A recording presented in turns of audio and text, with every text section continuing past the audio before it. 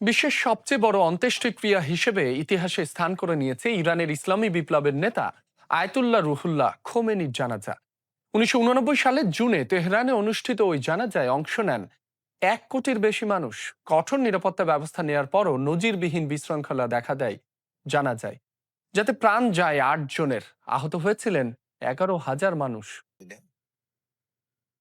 1989 সালের 6 জুন সকাল থেকেই তেহরানের রাজপথ পরিণত হয় মানুষের সমুদ্রে। শুধু রাজধানী নয়, ইরানের নানা প্রান্ত থেকে লাখো মানুষ ছুটে আসেন প্রিয় নেতাকে শেষ শ্রদ্ধা জানাতে। আয়াতুল্লাহ রুহুল্লাহ খোমেনির মরদেহ বহন করছিলেন বিপ্লবী গার্ডের সদস্যরা, অন্যদিকে মাথার বুক চাপড়ে শোক প্রকাশ করছিলেন লাখো মানুষ।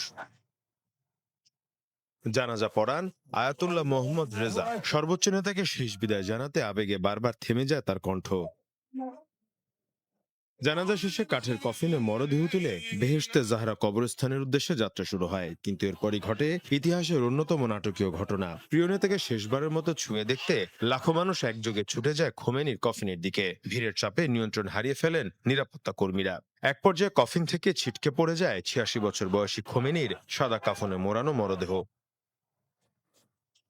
মুহূর্তে শুরু হয় চরম বিশৃঙ্খলা। কেউ মরদেহ স্পর্শ করতে চাইছিলেন, কেউ কফিন আঁকড়ে ধরছিলেন। বিপ্লবী গার্ড সদস্যদের অনেককেই লাঠিচার্জ করতে দেখা যায়। এক পর্যায়ে ফাঁকা গুলিও করে নিরাপত্তা বাহিনী, তবুও থামেনি জনস্রোত। মরদেহ বহনকারী গাড়ি মানুষের ঢলে সম্পূর্ণ আটকে যায়। মাত্র আধা মাইল অতিক্রম করতে লেগে যায় 2 ঘন্টারও বেশি সময়।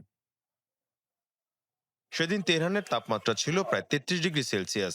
গরম আর অতিরিক্ত ভিড়ে অনেকে অজ্ঞান হয়ে পড়েন। ফায়ার সার্ভিসের কর্মীরা মানুষের উপর পানি ছিটিয়ে পরিস্থিতি সামাল দেওয়ার চেষ্টা করেন। বিশৃঙ্খলায় প্রাণ যায় 8 জনের, প্রায় 11,000 মানুষ আহত হন। পরিস্থিতি এতটাই নিয়ন্ত্রণের বাইরে চলে যায় যে সেদিনের দাফন অনুষ্ঠান স্থগিত করতে বাধ্য হয় কর্তৃপক্ষ। পরবর্তীতে পুনরায় আয়োজন করে দাফন সম্পন্ন করা হয়। ইতিহাস বলছে সেই জানাজায় অংশ নিয়েছিলেন 1 কোটির বেশি মানুষ, অর্থাৎ সে সময় ইরানের মোট জনসংখ্যার 6 ভাগের 1 ভাগ। এই রেকর্ড এখনো বিশ্বের বৃহত্তম অন্ত্যেষ্টিক্রিয়া হিসেবে গিনেস ওয়ার্ল্ড রেকর্ডসে স্বীকৃত। মীর মুশফিকা হাসান, যমুনা নিউজ।